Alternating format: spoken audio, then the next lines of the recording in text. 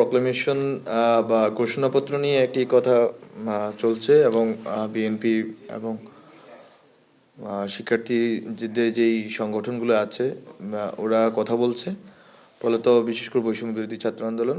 তো এই জায়গা থেকে আসলে সরকারের পদক্ষেপ কি, এই বিষয়ে হয়তো আপনাদের আগ্রহ থাকতে পারে। আমাদের দিক থেকে হচ্ছে যে আমরা একটা যেহেতু ছাত্ররা যখন 31শে ডিসেম্বর প্রস্তাব করেছিলেন যে ওনারা একটি ঘোষণাপত্র দিবেন, কিন্তু সরকার যখন বিষয়টা অনুভব করলেন যে এই বিষয়টা যদি শুধুমাত্র ছাত্রদের দিক থেকে যায় ওয়াইডার কনসেনসাসের বাইরে, তাহলে সেটা হয়তো বাংলাদেশে যে ইউনিটি আছে এবং স্টেবিলিটি আছে সেটার জন্য ক্ষতিকর হতে পারে।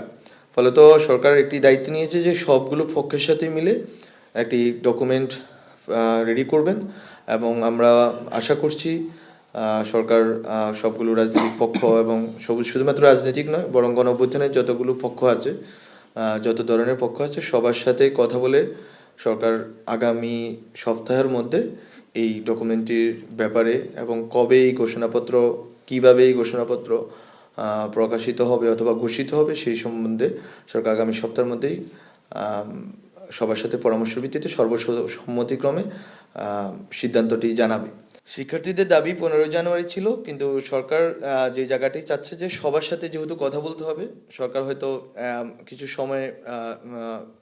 সময় বৃদ্ধি হতে পারে, কিন্তু এটা দেরি হবে না, খুব বেশি দেরি হবে না। হয়তো তাদের সময়সীমার কয়েকদিনের মধ্যেই এটা হয়ে যাবে এবং এটা আমরা আশা করি যে এটা যদি ওয়াইডার কনসালটেশনের ভিতরে 15 জানুয়ারি হয় 15 জানুয়ারি হতে পারে, কিন্তু সরকার যেটা চাচ্ছে যে সব পক্ষগুলোর সাথেই কনসেনসাসের ভিত্তিতে করুক। এটা আমরা মনে করি শিক্ষার্থীরা এই ধৈর্য ধারণ করবেন, সংযম দেখাবেন এবং এইটা সবার মাধ্যমে যদি হয়, সর্বসম্মতিক্রমে হয়, তাহলেই মনে করি এটা বাংলাদেশের জন্য ভালো হবে। আমরা মূলত ইনফর্মালি অনেকের সাথে কথা বলেছি। 31 ডিসেম্বর থেকেই কথা বলছি ইনফর্মালি, বাট ফর্মালি আমরা আগামী সপ্তাহ থেকে বসা শুরু করব এবং এই বসার ধরন বা প্রক্রিয়া সম্বন্ধে আমাদের দৃষ্টিভঙ্গি হচ্ছে যে অন্তত যেই সব বিষয়ে একটা প্রক্লেমেশনের দুইটা পার্ট থাকে বেসিক্যালি, যে প্রথমে থাকে আমরা কি কারণে এটা বলছি এবং আমরা কি চাচ্ছি, দুইটা তো থাকে। তো আমরা যে কারণে চাচ্ছি প্রক্লেমেশনটা, আমরা মনে করি এই ক্ষেত্রে রাজনৈতিক দলগুলোর মধ্যে এক ধরনের ঐকমত্য আছে যে শেখ হাসিনার ফেসিজম এবং এই ফেসিজমের যে ধারাবাহিকতা বাংলাদেশে হিস্টোরিক্যালি, সেটার একটা প্রেক্ষাপট হয়তো আমরা বর্ণনা করব যদি প্রক্লেমেশনে এভাবে রাখতে হয়।